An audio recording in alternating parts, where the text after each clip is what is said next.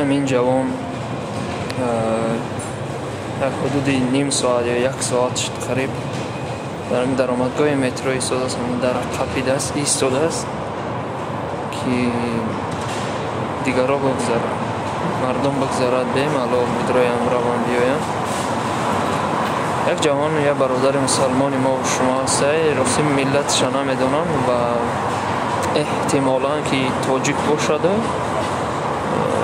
یا اینکه از این برادرای داغستانی، برای که چهرهشم بسیار به هم یا تاجیک ها یا داغستانی ها مانند هستند.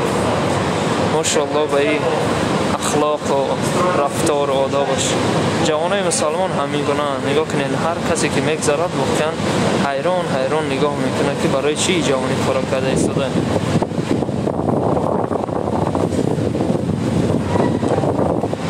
من همین گونه باید که مثلا ملت و امت مسلمان و اسلام نشان باید و معرفی باید کرد. اخلاق خوب و حمیده کسی زنده باشد برادر ما.